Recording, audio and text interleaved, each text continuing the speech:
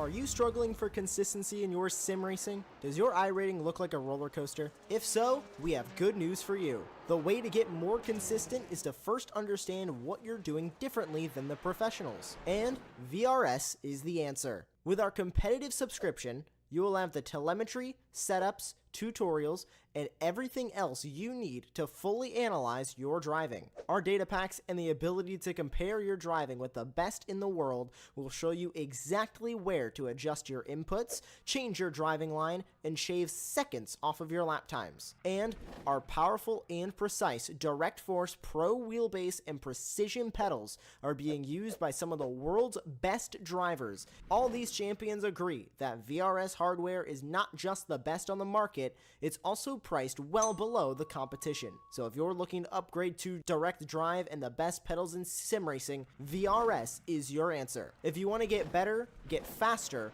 and make it happen sooner rather than later, you owe it to yourself to find out why so many people are switching to VRS. You'll be so glad that you did. Visit www.virtualracingschool.com and learn why the best use VRS.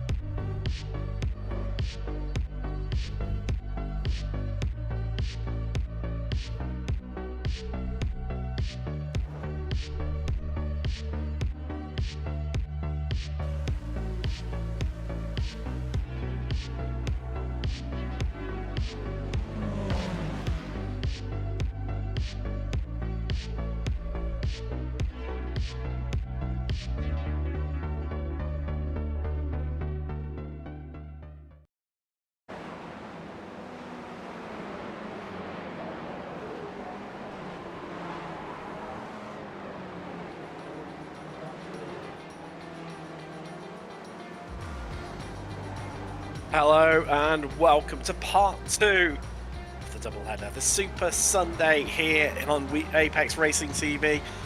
And, well, not just a doubleheader of Weekend Warriors, but double dose of Willow Springs International Raceway. I'm Tim Cox, Charles Bashar joins me shortly, Josh Wilkie's in the virtual production trailer. First off, let's get stuck into some championship points and see how we come into this round, into the second half of the season. Where has the time gone? Well, no surprises, it's Marco Pinheiro leading the way. Yangshi Lin, though, second last time out after, well, the astounding run in the iRacing runoffs with double victories and that, and backing up with wins in the Ray Esports League earlier this week here live on Apex Racing TV, as it is every Tuesday night, Wednesday morning, depending on what side of the world you're from. Jason Green, he's not too far behind him, but he's down to third now, with Dudu Castro in fourth and getting well cut adrift. But look at that, I mean, nearly 90 points difference between Green and Castro heading into the second half of the season. Overstreet's not too far behind Castro in fifth, then McCain, great debut in Spec 1 for him after winning Spec 2 last year and getting in the fight rating to get himself up into the higher echelons that is Spec 1. Apex Race, Weekend Warriors. James Walker, 7th. Fascinating him. He's had a real strong results, bit of bad luck gone his way. I've not been here for every round either, with Dan Wood and Dantas running out your top 10.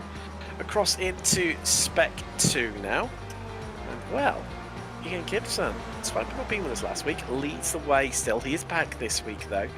Struggling a little bit in qualifying compared to his Spec 2 rivals, but he has got a 32-point advantage over Josh Justice. Paul Jackson, he's in third, 30 points behind Justice, then Vaglini, while adrift now 70 points nearly behind Jackson in fourth, then Funnison, Berry, Pocock, Horniak, Newton, and Brackenbury running out his top 10 now. Second off that top 10, incredibly close. Masters, well, it's a tie between Jorn Marnie and Tom Gradwell, both on 311 points, with Kurt Nunes a meager 3 points behind him. I mean, well, what a way to head into the second half of the season for that one. Stephen Mitchell, a little bit further behind now, in fact 31 points behind Nunes. He's fourth, with Bradshaw fifth, Cathcart sixth, then Longin only 3 points behind in seventh. Brewster, who managed to pick up a top 3 in the championship last season, not looking so good for that this season. Pritchett and Murakami rounding out your top 10 there. But Charles, bit of a dramatic race we saw in the Formula Fords. We only finished off, about an hour ago here at Apex Racing TV. Now it's the turn of the Spec Racer Fords. And I think it's producer Josh who was saying, was he a car with you? I can't remember. But, we've now got cars that like to draft and take a bit of contact as well, just to throw into the craziness we saw earlier on. Yeah, absolutely. This is part 2 of the Willow Springs weekend, and yeah, if you were with us for the Formula Ford race, you'll see everything that you saw in that race, plus bump drafting. So it's going to be a great race. I'm looking forward to it. Yeah, these cars are they bump draft so well. So I get to see them. If there's any indication from talking to some of the drivers from the previous race, there'll be quite a bit of fuel saving going on, so they'll just kind of tuck in behind each other and push each other around the track to get to that pit stop, and then we'll just kind of let the fur fly. Track temps being from that graphic on the screen right now, 78 Fahrenheit. That is 26 Celsius. So we're about 3 degrees centigrade lower and about 5 or 6 Fahrenheit lower. So definitely will help the drivers a little bit, and looking a little bit more overcast out there. We just don't have to worry about rain coming along to the iRacing service, and well, being in the desert, I doubt you get rain here anyway, even at the best of times. Yeah, there's no. I see some trees around the track, but they're few and far between. So yeah, my guess is pretty dry climate. Which obviously, if you're a racing fan, bodes well that, if you buy a ticket to go watch a race here, it'll probably get ran. So, so you don't have to worry about mixed conditions. As a driver, it's just, as we see that car a little wide That's there, right. that Castro. Yeah, we'll see. I think we'll see a lot of that today, just trying to push the edge of that, of turn 9. And, so yeah, it's going to be a fun race. I'm looking forward to this. A little bit disappointed with Montgomery there. Yellow in Sector 1, then purple. Best of anyone in Sector 2. Green in Sector 3, but only good enough to moving up into 9th. But prior to that, we were on board with Paneras. He closed his lap, and that was good enough for pole viewers. So here's the top of the table. Castro into 2nd. Then we've got Yugmani, leader in highest qualifier, should I say. As well, our number 1 driver to run wide coming out of the final turn. Clearly listening into your suggestion earlier on, Charles. Yeah, I said that the sometimes the fastest line into the pits is just coming out of turn 9 and just keeping the hammer down and let the dirt slow you down. As as I think everybody is now trying to check track limits, I guess, if you want to call it that. So. But yeah, interesting. I think resetting and going back to the pits. But this kind of looks familiar with Panero up by 0.4 of a second over the rest of the field. Disgusting, really, isn't it? Disgusting. It really is. I mean, it must be horrible to be that good. I wouldn't know, Charles. I don't wouldn't either. know. Yep. No. Talk about being good right now. On board with Chris Montgomery.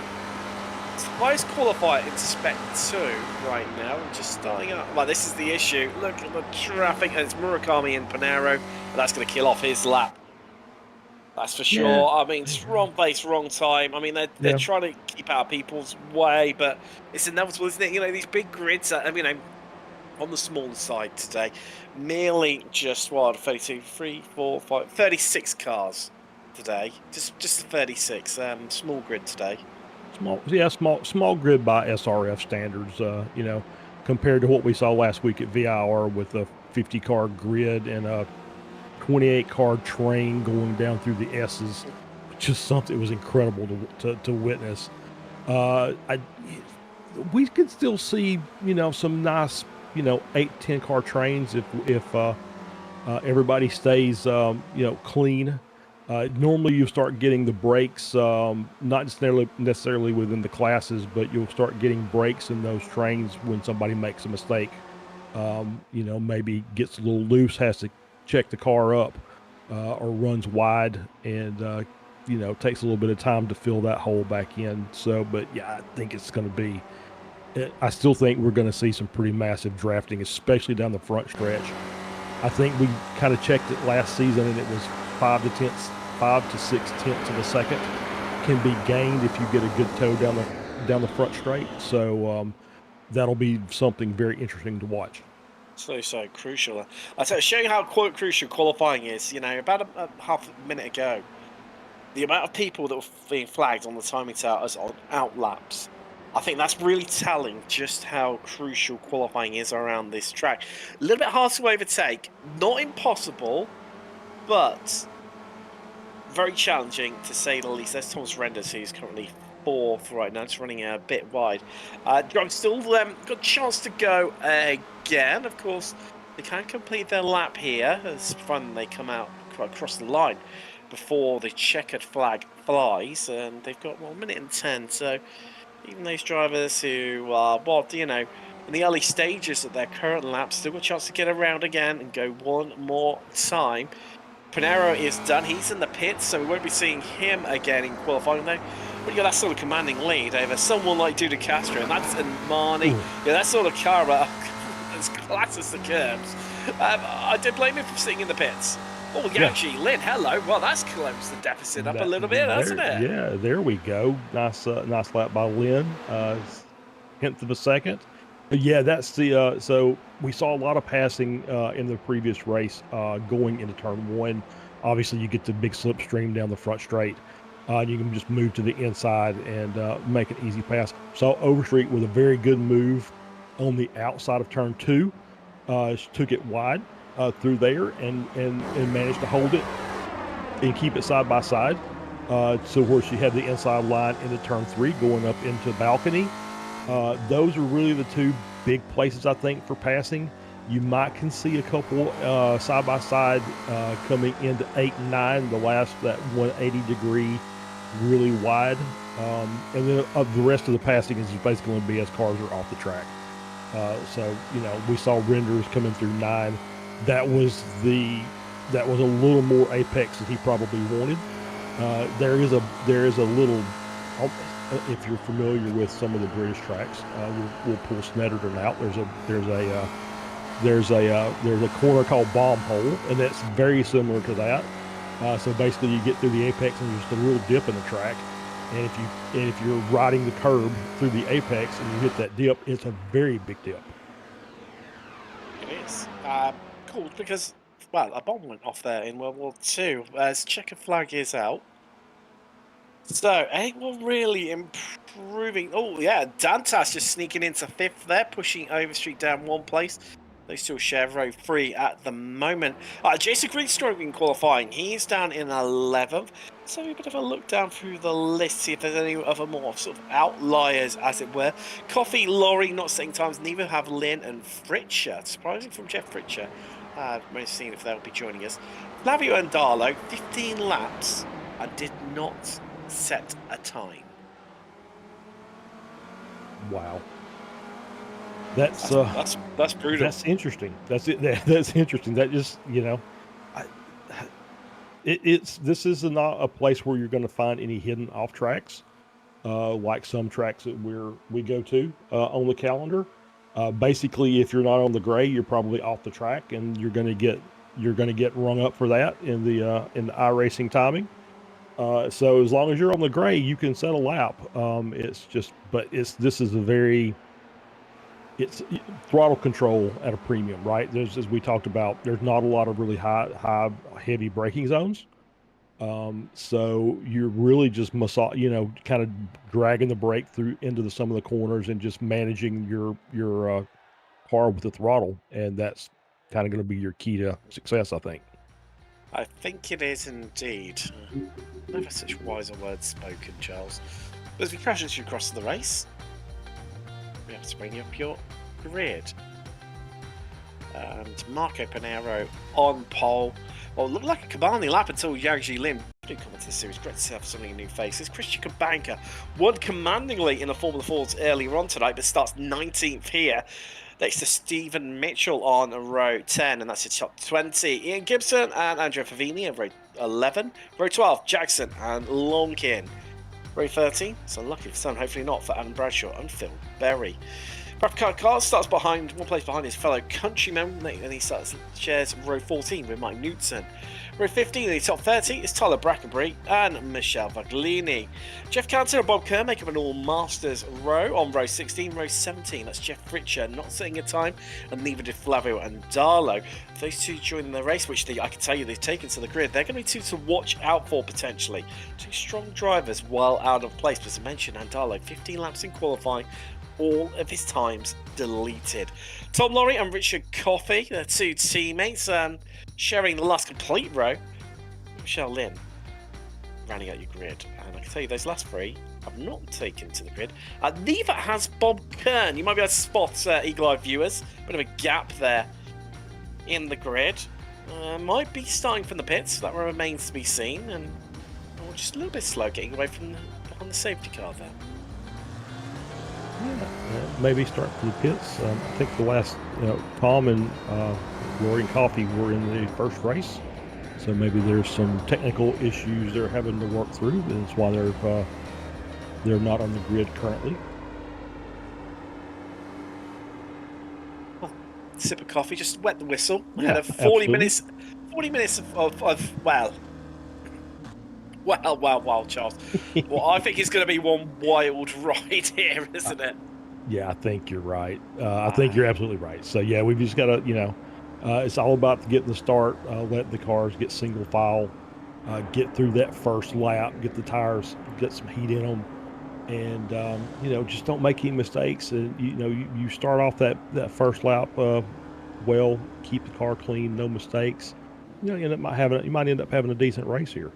And stay away from the curbs. I think that's the last thing we need to talk about is those curbs are deadly.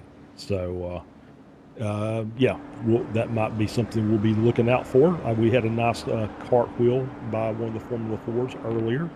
Don't think these cars are capable of that, but, you never can tell. Last words. Last words. Yeah. Stranger things have happened. So, non-starters officially are Ken, Laurie, Coffey, and Lynn. But talking on Lynn, this top three, Pinero, Lynn, and Castro. Whoa, that's a spicy combo, isn't it? Yeah, I mean, let's not stop there. I mean, the three behind them, Monty, Dantas, and Overstreet, aren't slouches behind the wheel of the car. So I mean, this is these are some of the best drivers for these cars. Obviously, Lynn, with his SCCA exploits last week we talked about, absolutely knows what he's doing. So this is going to be one of those races that we'll be looking about 10 minutes in, going, all right, who's fuel saving, who's not, and let the strategy start playing out, right? Well, and also on top of that, we need to keep half an eye out for Christian Kabanka, who's starting 19th. He's a lot better in the Formula Fords compared to the spec races. But then also, for me, Flavio Andalo and Jeff Fritcher starting right at the back. They're two to watch out for. Well out of place. We spoke about the woes that Andalo had during qualifying. There we go, we are on board with him right now. Jeff Fritcher, strong Masters driver. So, I think they could pick up a lot of places. But we're just rounding the final turn now. Porsche 911 safety car will be pulling in incredibly shortly. Well, there we go. In it goes. Marco Pinero controls the pace, but he goes early as Let's Get Ready to Go Racing for the second time this evening from Willow Springs as we are green and we are away.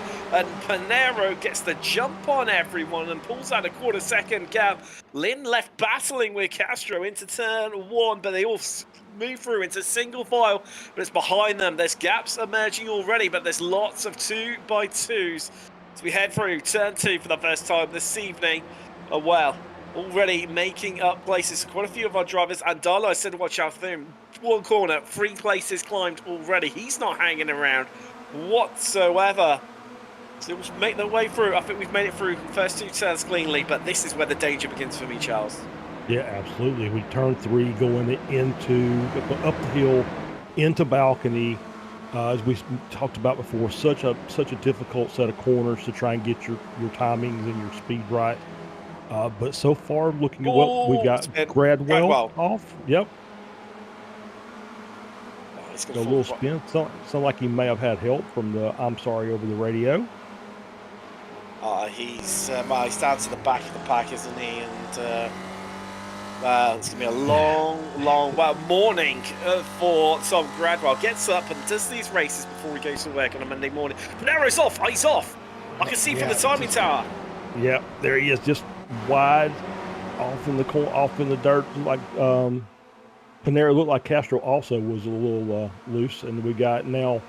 I think Lynn had to check up, so now we've got Monty and Overstreet and Castro, your top three. So yeah, Lynn losing more places. I'm wondering whether he's had a bit of a secondary issue. No, he's running wide and just getting mugged right now. Yeah, he's just I think that's the proper term for that. He's just getting swamped, just off the line. And once you get in the dirt now, the car's savable, but you're slow. So you lose all your momentum, and that takes a while to try to build back up. As we get a replay here. This is the Gradwell incident. Yep, just got a little help. Sent around. It's almost a little bit netcodey for me. Yeah, it was close. I agree with that. So let's see what happened to Panero now. As he's experiencing a couple of technical difficulties right now. I will sort those out. There we go. So let's have a look at what happened to Marco Panero. So coming through that final corner, Charles. Lynn hot on his tail, and he's just run it out wide, hasn't he? He's missed the 8. Oh no! A little bit of contact. Yeah, a little bit of contact. Kind of looked like netcode on my end, but you never can tell. But it definitely looked like he was running wide and was trying to get it slowed up, and Lynn made a little contact in his right rear, sent the car around.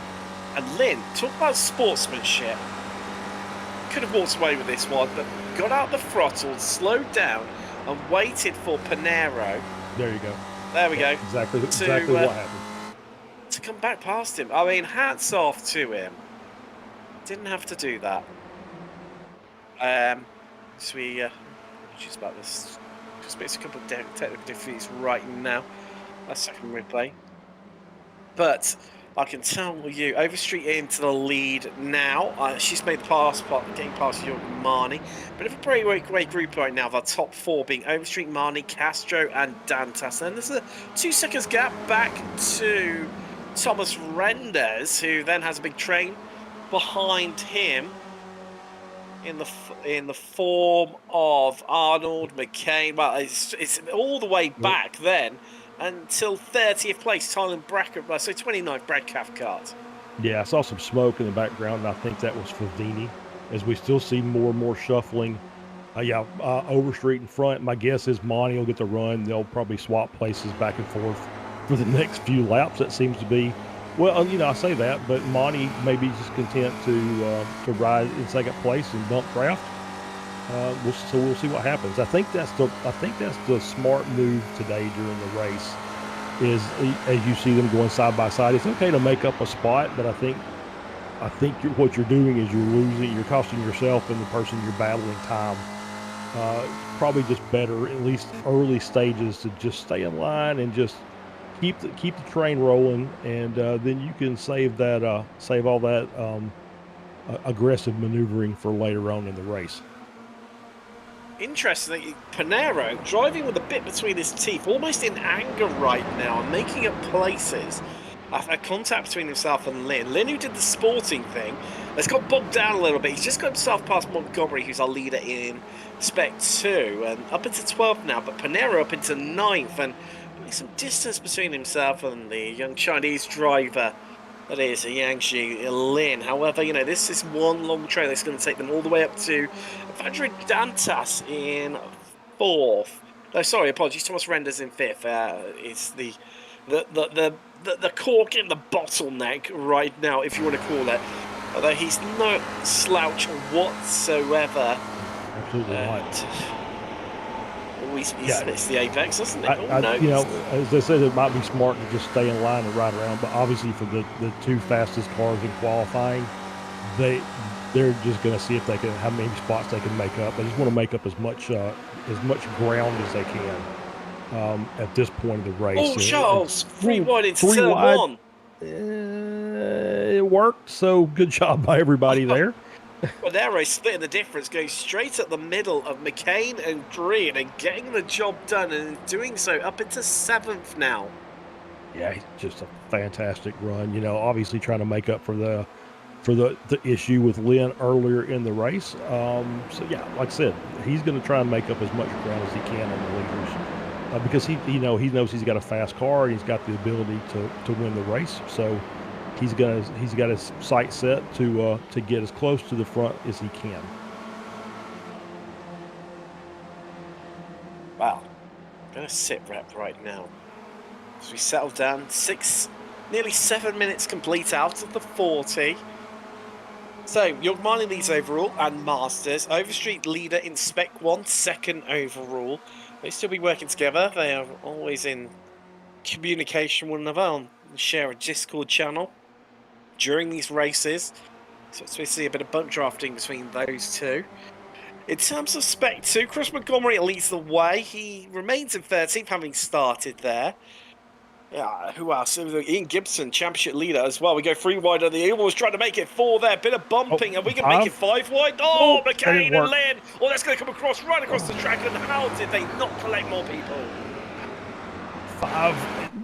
Yep. So 5 guys tried that, and that didn't work.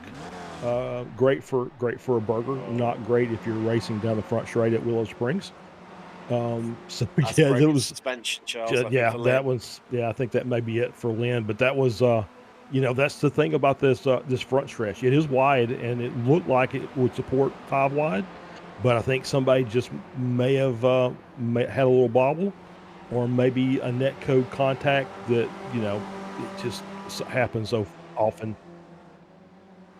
So let's. I mean, it's. I'll tell you what, Charles. I mean, only here in this series can you get a 5 wide. So that's already had the incident. Yeah. You see it's broken up as we try and bring it back to what was an absolute glorious moment. How did those two, when they came back across the track, you can see the bobbling from everyone as Murakami gets a great run, and that 3 wide over was only 2 wide, and then Lynn cannonballs across the track, and amazingly, McCain too did not. I'm still amazed how they didn't collect anyone. That looked like there should have been 10 cars in that wreck, and so for just 2 of them to spin, that's pretty amazing. Wow. Looking back from Overstreet, our leaders, you're right, Charles. They've swapped around here in Marnie. Yeah, I was thinking Overstreet may stay in second and just kind of push Monty. I know Monty likes to run. He's not one for fuel saving, and he'll tell you that. I thought Overstreet may have just kind of stayed behind and pushed, but I think she wants to get out with a little bit of laps as well. So, yeah, these two are clever. They'll work out, who's the faster, given stage during the race, and then they'll swap it around and fight it out come the end of the race. But look at the timing tower. Look who's up to 4th. It's Marco Panero. But despite saying the fastest lap of the race last time around, Charles. I was about to say, I can tell you who the fastest car is. It's Marco Panero right now. Yeah, 26:04 last lap. That was I think Renders had a 07.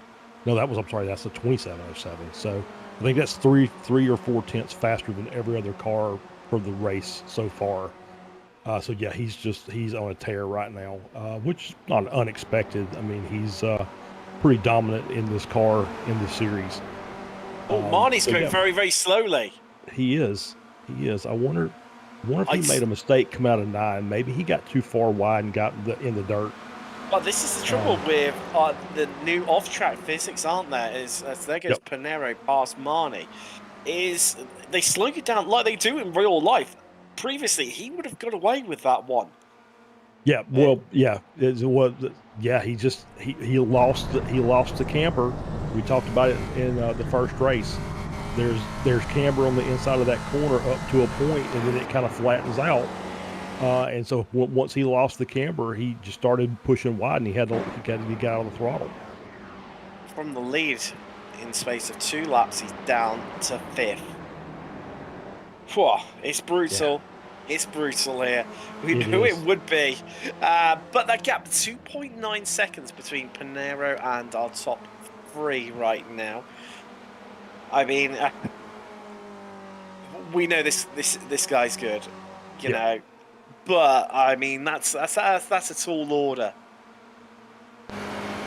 It is, but you know he's got Monty now behind him, Renders, Arnold, Green, so you've got a nice big train of cars to work with.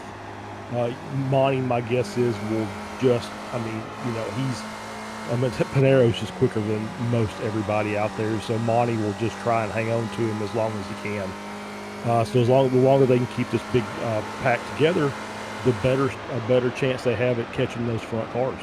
Interesting one. Chris Montgomery in from the lead of Spec 1. Very, very early stop for him. Yeah, Surprising. Yep. Well, we're in the window, so maybe he's trying the undercut strategy here.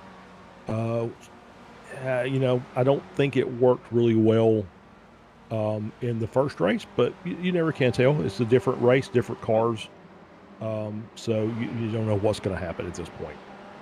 Especially if you're Jason Green and you're putting just a little bit too less fuel. Yeah, a little too. Yeah, just Oh. missed his calculation by probably a quarter lap or half a lap, something like that, something minute. But obviously, you know, he had to let out and kind of, you know, lost a chance at a podium. That gap, I'm keeping half an eye on it, Charles. It's stagnating about the 2.8 seconds mark between Pinero in fourth, leading the charge of that group behind him, and Dantas, who currently lies in third right now.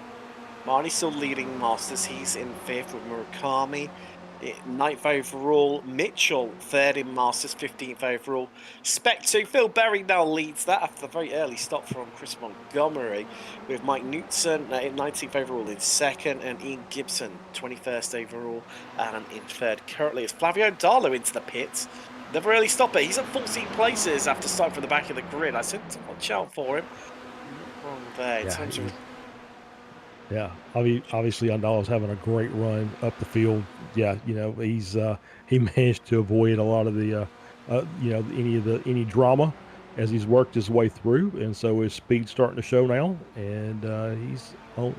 I don't know how far he's going to get up before it's all said and done, but he'll definitely improve from where he started. Jeff Richards, no one who was to watch out for. He's only made up 6 places. I say only, you know, I'd be very chuffed with that one. Not as good as Knutson and Berry, who are both, well, they're both at 10, though Stephen Mitchell, I think, has had a little bit of a minor mishap over coming off track. He's lost a few places and a few places again.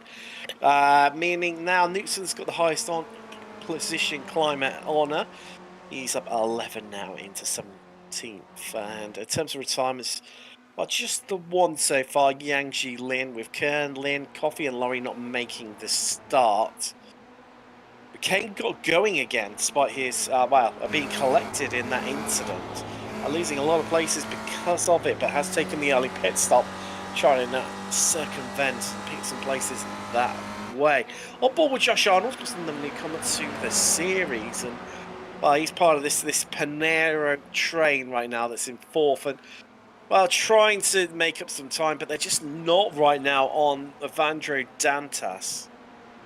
No, the front three are doing a really good job, and actually Castro and Overstreet are starting to drop Dantas.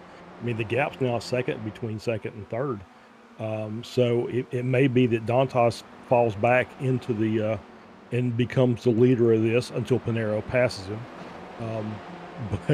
But yeah, they're not really making a lot of inroads into the front group right now. And they've done a pretty good job of just kind of staying together and not really making a lot of moves, and they're just kind of running around in a line, and they're still not doing anything. So it's very interesting that they haven't been able to kind of push that a little bit, and it may be because Monty's not really up on Pinero. He should be, you know, basically when they get ready to head into the front straight, be in the position to be able to push and even drive Pinero that much faster. can kind of feather the throttle, and there's why he's just a little late there, or a little wide coming out. Well, I've been watching his line, Charles, whenever we've had opportunities to see it. And he seems to be electing for a bit more of a late apex, trying to really open up the corner. However, due to that camber that you mentioned about, that's what he's falling foul of. And, you know, if you watch his line compared to Panera tends to take a much more tighter line to ensure he stays in that cambered groove, whereas Marnie's trying to come from, like, you know, up high, you know, oval racing style and swoop down to the bottom line. But it comes with great risks. I mean, it may well be quicker, but if you get it wrong, then it costs you so much more dearly. Yeah, I completely agree with that. Yeah, the outside in line that you were talking about, we saw it with Overstreet a couple of times in the first race. She's also another one of those that likes to run that outside in, wide entry, hit the apex, and just be on full chat on exit. I don't think that's working for Monty at this point. It just seems like he's just maybe just a little off, or maybe that little dip on the inside is not to his liking. So he's trying to split the difference and avoid that if he can. So just kind of off the apex a little bit. Just looking at this one, then, Charles. Vodka Panero is catching Dantas, and as much as Dantas has dropped off the back now by about 2/10 off of Overstreet and Castro, it is a net gain against Dantas because he is the gap is only 1.8 seconds, whereas so they've made up what, it was about 2.8, so they've made up about a second. Well, 8 attempts if you then factor in, you know, where Dantas has lost, you know, a couple of attempts to Overstreet and Castro, so it's definitely working.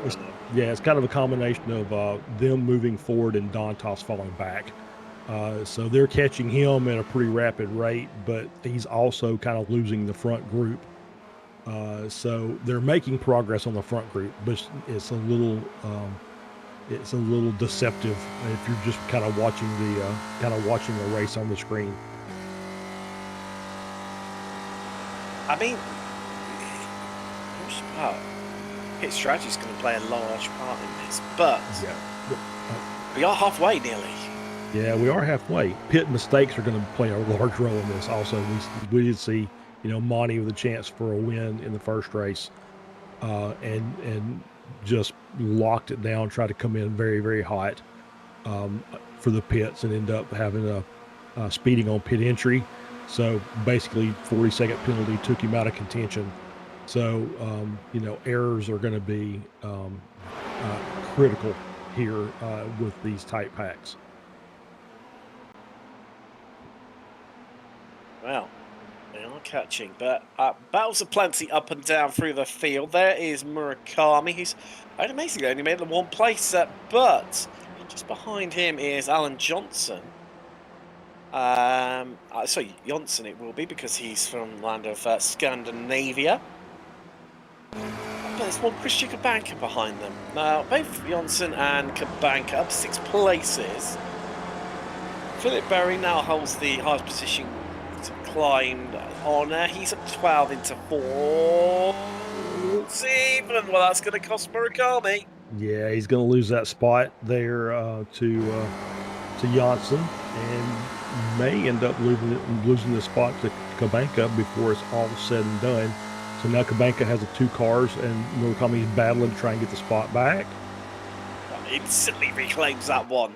Yeah, he just took that inside line going into 8 and 9. So it's just about getting that run for the front straight. As we see, you were talking about the inside tight line. That's what Murakami is doing there. Just kind of, you know, dropping the throttle a little bit on entry, and making sure that he stays in that pocket so he can get the kind of the slingshot out of that. And they're going to go too wide into contact. Oh. Well, luckily they leaned on each other, flew away, and then leaned on each other again to get each other straight. But there's another contact. Yeah. Oh, wow. Yeah. Just bruised and battered right now as Christian Kabaka getting involved in the action there and beating him up some more. Yeah, it's like, hello, new guy. So, Yeah. exactly, it's like, welcome to the show. Let's give you your initiation into the series here, with Murakami and Kabanka, and all the cars look like they were at similar speeds, but Murakami and Johnson contact, it almost kind of got that feeling of how the cars may sometimes get stuck together in iRacing. And it almost kind of looked like that, like they almost got pulled together as opposed to them actually, driving into each other. It was kind of strange, but luckily everybody saved their car, and we're going to get going. So that's great.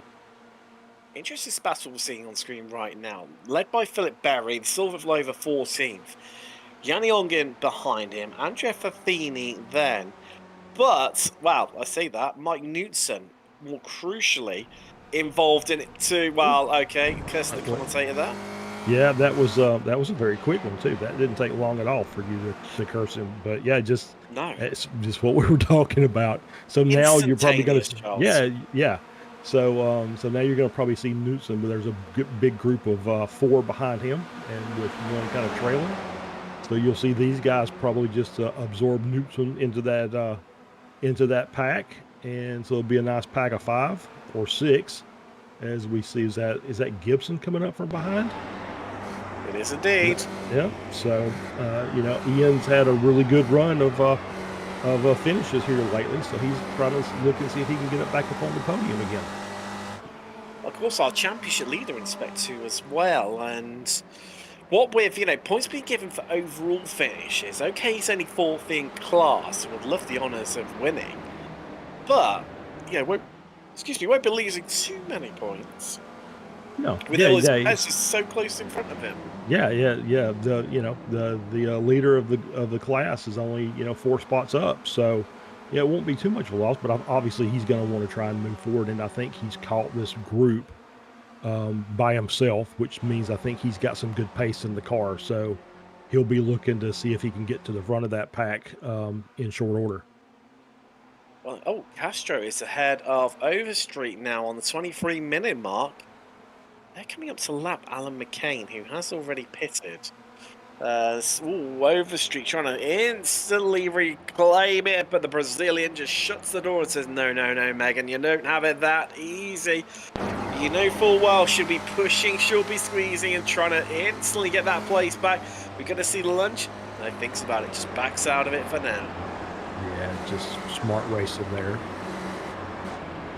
Get a replay here of the pass. Yep, just front straight drafts. Castro with a good run. Probably just loop it here to the inside. Makes that dive into turn 1. And, yep, pretty easy pickings there. But you did see, Overstreet with a good run out of the corner, trying to at least even that back up. But wisely decided not to take it too wide in the balcony. Well, they're still going at it, Charles, and she's going to get the move run right around the outside. Beautiful stuff. Yeah, great move on the outside there of 8, coming into 8 as they go through 9 now, and so she's got a good run. And of course, we'll see the draft in action as that group in the back gets a little bit closer. They've just caught Dantas, and they're in process of sending him to the back of that pack. Oh, that was late. Renders. Oh, everybody survived. Somehow. Yeah. Some way. I will say this is except for, I guess, balcony, this is a pretty wide track, so you can do a lot of side-by-side racing here. Balcony, the entry corner, turn 3 is very, very tight as we see Fritcher coming into the pits. It's very tight, so too wide is not advised through 3 into 4 and 5 and 6. But then once you get out, missed pit box. Did indeed miss the spit box by a country mile as well. Yeah, he's got the first box and he just didn't catch it in time. Well, not used to normally starting down the field that far is Jeff Fritcher. That he starts riding down pit road and then suddenly discovers, oh, I've missed it. That's a tough. That's that's tough. You know, it's like we said, pit errors are going to be costly here I think because now the pack that he was riding with are now going to be several seconds ahead of him. adding insult to injury there for Fritcher. So, well, with 26 minutes, we're going to have to start thinking about pit stops. Well, quite a few of our drivers.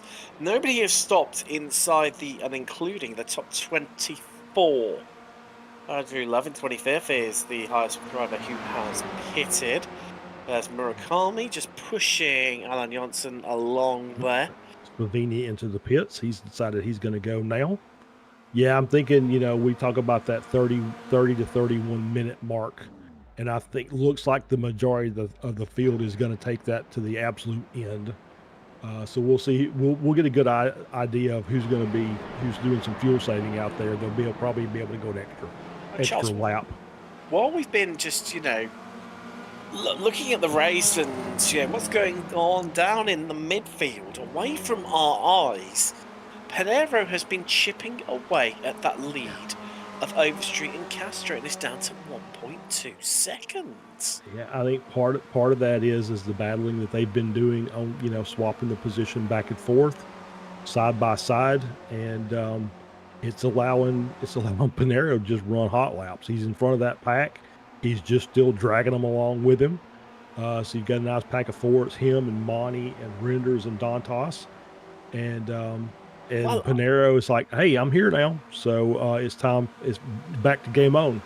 Well, you say that, Charles. I think it might be more so to do with the lap traffic they've been carrying. Dan Wood into the pits, Alan Johnson in 2. I mean, look, they're coming up on Alan McCabe. Now, Alan's been around the blocks numerous times in this series. He'll know how to play it. But there's certain points of the track, as we saw in the Formula 4, as we saw in qualifying as well, where you just can't get out of the way. You'll try and, say, hug the inside line, like we saw in qualifying, but that means you can't get to the apex, so it slows you up dramatically. It's all someone off the track there. And half spinning. I think that was Jeff Cantor having a bit of a moment.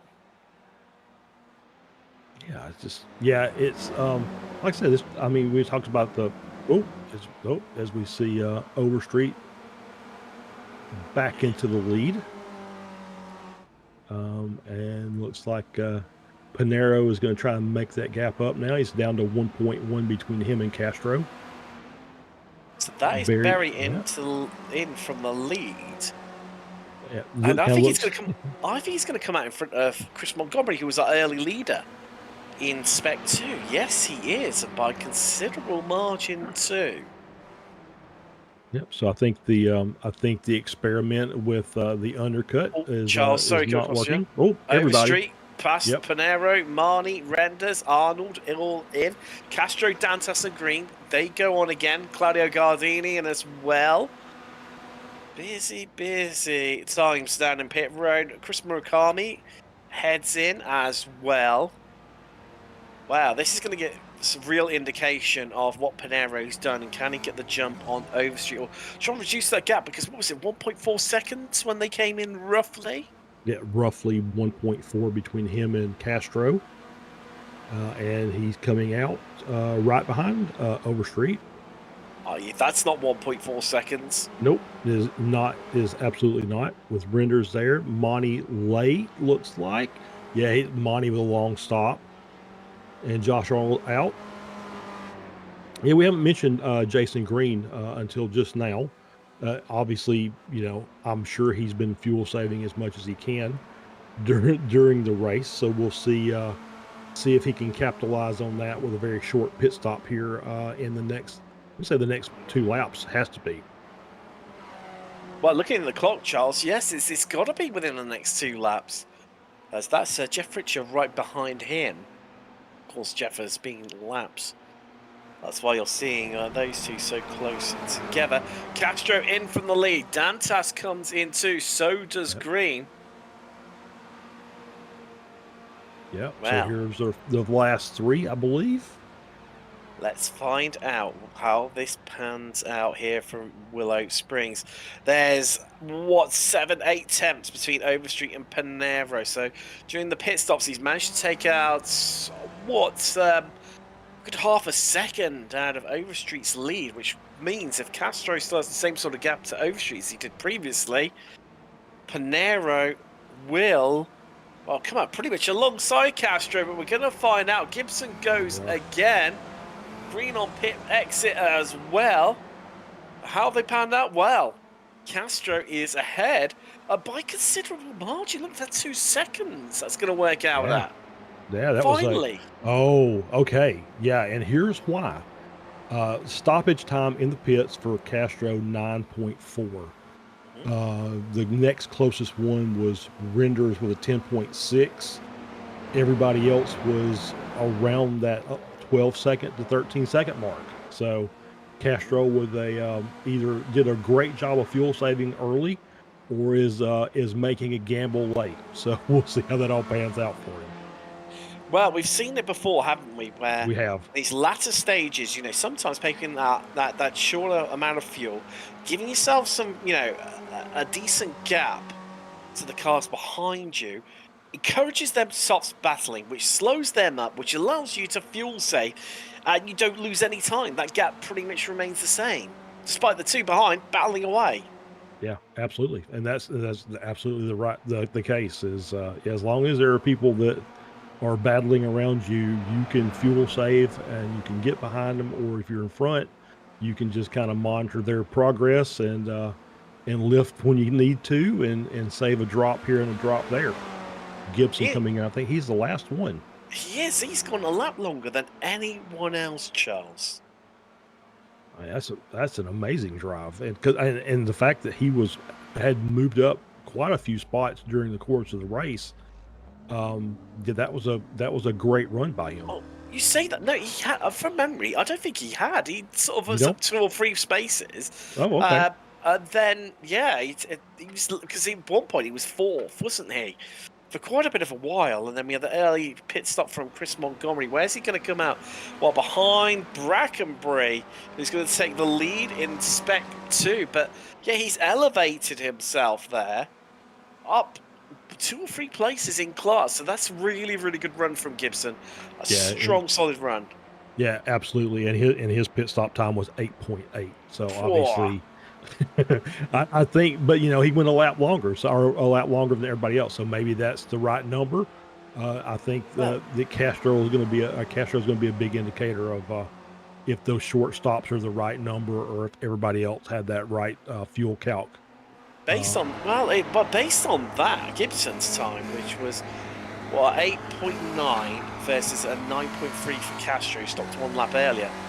I think Dudu Castro, he might be onto something here, and it might finally have a bit of good fortune in this league. He's had enough bad fortune. Let's be honest. Yeah, he's been in contention for a lot of wins here, and just for whatever reason, never quite worked out for him. So I know he's had a win fairly recently, so he may be on for another one here today with the right fuel strap.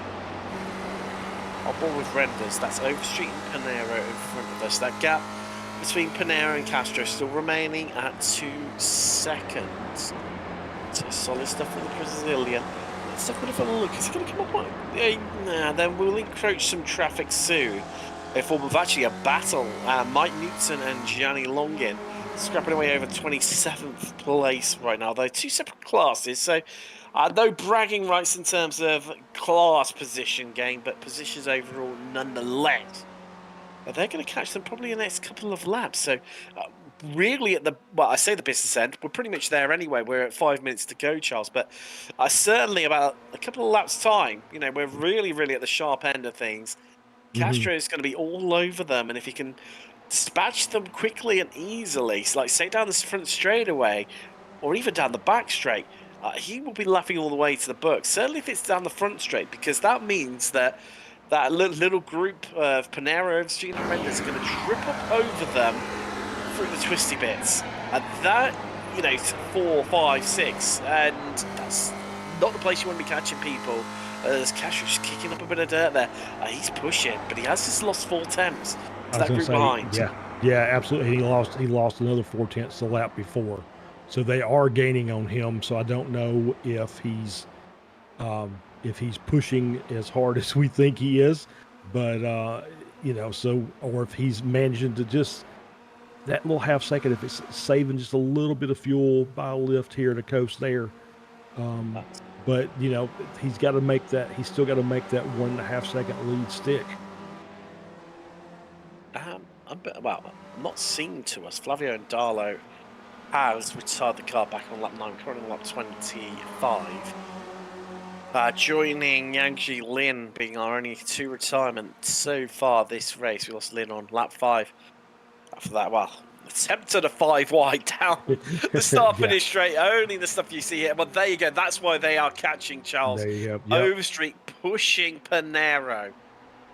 Yeah, and that's I don't know. I think that's maybe a bit risky there, coming down that little short straight between 7 and 8. But they're making it work, and it's obviously paying dividends for them. They're another 2/10 up, but she's now I feel she's got a little lift there as well. So maybe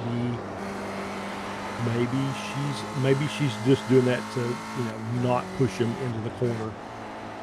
And not try and make a pass, right? So she wants to stay behind him at least for the time being. To give them a pro tip, is to Panero should lift out the throttle a bit, mid to exit of the corner. That way, Overstreet will engage the push a lot sooner, and they will actually make up more time doing that than Panero just pushing the car to the absolute limits coming out of the corner. That gap has dipped below the 1 second mark, albeit very briefly. It's teetering on the edge. Castro, well, it's not far off him being enveloped into that group. No. I don't think that traffic's going to come soon enough for him, which is a real shame. Yeah, I don't think so either. This is about to get very, very spicy, as I believe McDowell said in the first race. It was so I think you're about to see a 4-car battle here for the race win. Well, Charles, let's find out as they come across the line. It won't be white flag this lap, but it will be next time around. 2 more laps left from Willow Springs International Raceway. Who's going to take it? I'll place your bets now, folks. One of 4 ways. Castro, Panero, Overstreet, or Rendes. Charles Michel, who gets it? $1,000,000 question. Yeah, I think odds on is Panero, just because he's in second place. We watched how that draft just kind of really just propels you down the front straight. I think it's much like a draft race in NASCAR. Is the guy behind seems to have the advantage most of the time, but truly it could be any of these 4. I mean, it is one mistake. So we see Castro just on the edge of the track there. One mistake by any of these drivers, and they're pretty much out of it. As we see the lap traffic ahead, they are getting closer to it. Charles, stat for you in these closing stages, ladder stages. Clatter, I think, is the word I was trying to come out with there. And now I've mentioned the pair of them. But 8 attempts is what Panero caught Castro on the last lap alone. Setting the new fastest lap of the racing, doing so at 1:25.8. Castro's fastest lap so far this race are 1:26.3, a full half second slower. But Overstreet pushing Panero will have played a part in that. As we come across the line, white flag in the air, 1 lap left to go here from Willow Springs. They're not catching these lap cars in a good spot. They're going to get them probably going into balcony the way it looks, so it's going to be very difficult. Hold tight, everyone. Here we go. Who takes it? Will they even catch them at all? If they start getting stuck into one another, it's going to slow themselves up, Charles. Of which Panero, it just seems like he's biding his time. So is Overstreet. When do they launch their attack? That's the big question. Rendes has always had a bit of a look at Overstreet, but has elected now just in this part of the track to sit behind. Probably the wisest move, as you feel like Castro right now is just slowing up the pace, trying to kill off the momentum from the well, attacking pack that is behind. He's going to get it 3 ways between Panero, Overstreet, and Rendes. But that traffic might actually just help him down this back straightaway because he's going to get a distant tow from them as we head down the back straight for the final time. 2 corners left here from Willow Springs. And Overstreet looking for the move right round the outside there on Panero and being squeezed by Panero up to the high line. Here comes Rendes. Overstreet nearly into the grass, and they've done the, well, while pushing each other out wide, they've managed to get past Castro, who falls to 4th, and there's contact there. Overstreet takes it. Panero's had to dart into the pit, so he's going to finish 4th. And wow, look at that. Overstreet first and Rendes second. Wow. What a finish to that race. I thought they'd wipe it Overstreet and well, Panero is going to finish 6th. We're going to wipe each other out where Panero was just squeezing Overstreet, but they carried so much more momentum than Castro. Wow, I've never seen anything like that. That was absolutely crazy. So yeah, Castro obviously being in the lead was not the place to be, but yeah, it just, you know, Overstreet and Panero. We're going to see this again. I'd love to see it from the, if Josh can do it from the chopper view. So we're looking head, you know, sort of down. There we go. Gets it done. Yeah, she's just outside. She's taking the outside line. Panero's pushing her to the edge of the track. She led up. I think, yeah, it's very possible. She led up and just cut that apex, caught the curb, kind of pushed her out wide, which caused Panero to have to bail to the pits. And so yeah, 1-2 for Overstreet and Rendes from third and fourth, two corners before that. Wow. And all what's going on. So Murakami, well, you can tell it looks like these two were on fuel there. Certainly Thomas Rendes, because being nudged around the rest of the track by Overstreet on their in lap. Yeah, a little helping hand. That's a bruised and battered front end of a race car. You can tell there's been lots of pushing from Overstreet going on. Yeah. While that was going on, Murakami wins Masters, and Phil Berry wins Spec 2 by Micah. No, apologies, Tylen Backenbury does. Wow. So Murakami. So. Just hold on. I need to check out. I need where obviously we didn't have time due to obviously so many newcomers. That's always the case. Yeah. I need to double check iRating for drivers ahead, because what iRating is Alan Yont. No. Forget everything I said. On his debut, Alan Johnson, 14th overall and wins Spec 2. There you go. Yeah, so Spec 2. Yeah, you were so engrossed in the front battle, we didn't see Murakami get ahead of Monty, who was, you know, running top 5, unless I just missed it somewhere, which is possible. But yeah, I mean, another win for Murakami. Got the double today. Overstreet, God, that was what a great finish there. It's almost sad that Panero put it in the pits and just trying to hang it on the outside and come down to the start finish line.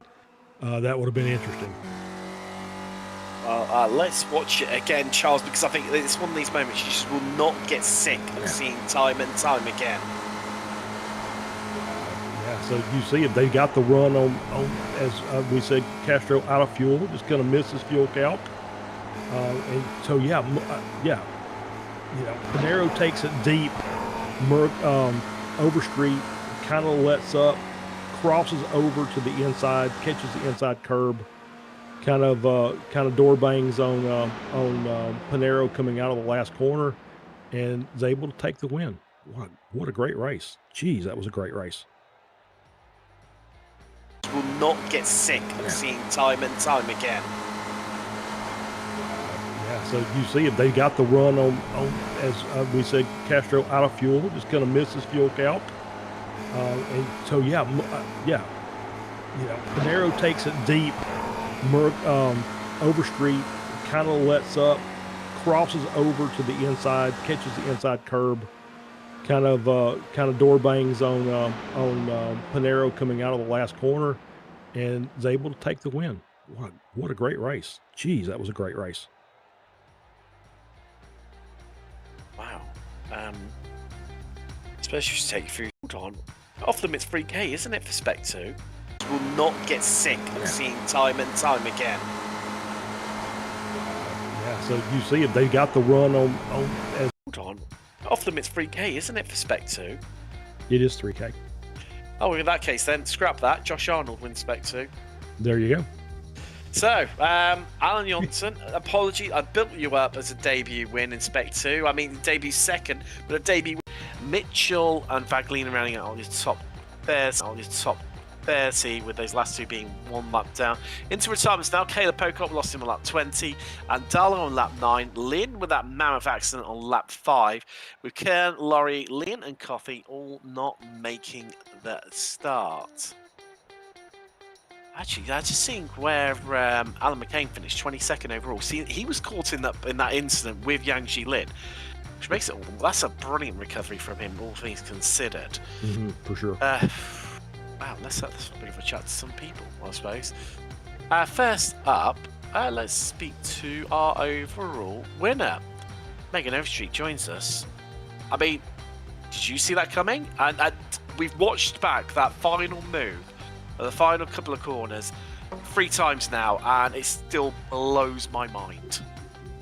I can't believe it. So that's my first SCCA Spec Racer Ford Weekend Warriors win. So I'm happy, but it was also, I got to apologize to Marco. I gave him 8x by being too close and giving him 4x bump drafts a couple times.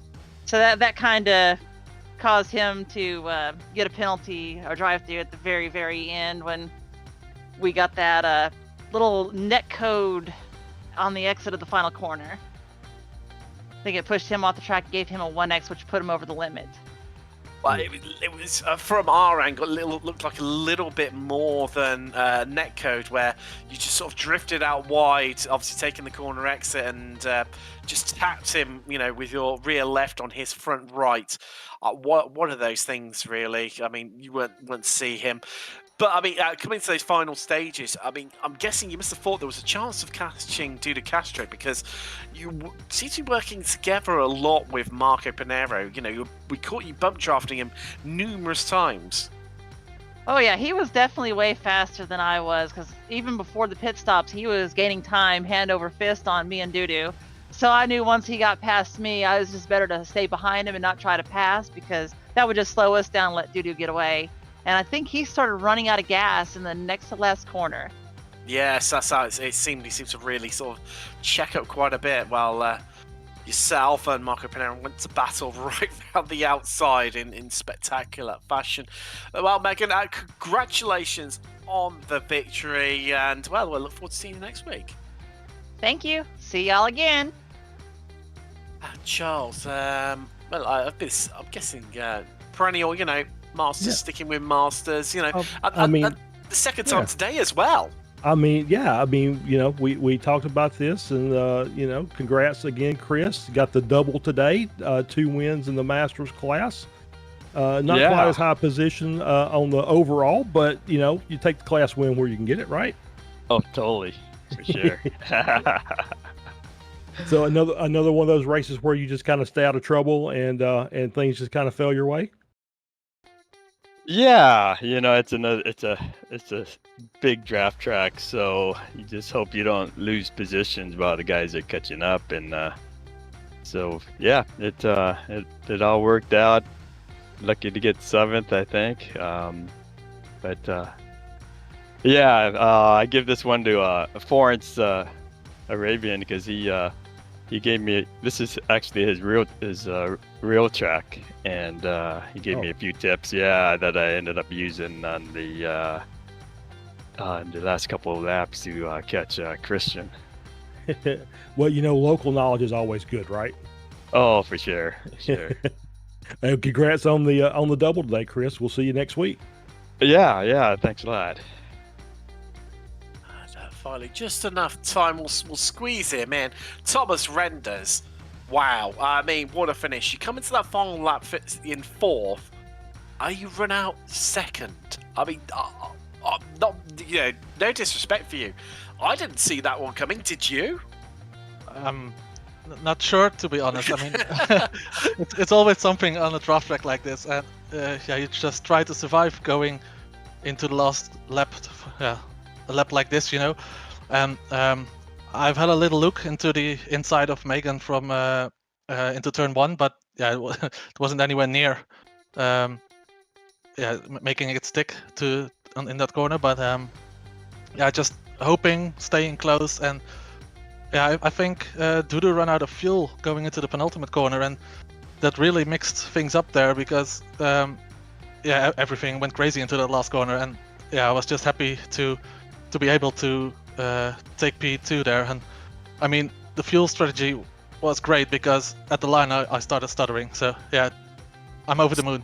So you timed it to perfection. That's what you're saying there, Thomas. In terms of the fuel strategy, I mean, before that though, before the pit stops, it seemed like you weren't struggling per se, but you seemed to be embroiled in that sort of best in the rest group.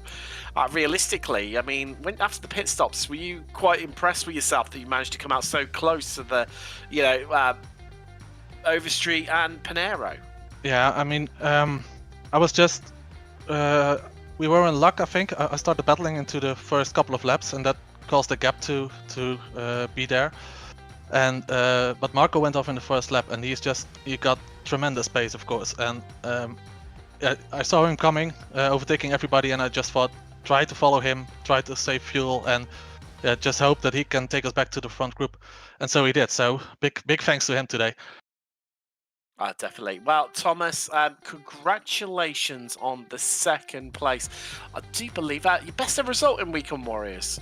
Yeah, my first podium. I'm really over the moon, and also congratulations to the winner. Megan Overstreet. Yeah, sorry. It's okay. I just lost my words. Sorry, Megan. Don't worry. I mean, it was a crazy race. I don't blame you if we lost words. I was at times as well. That's Thomas Render.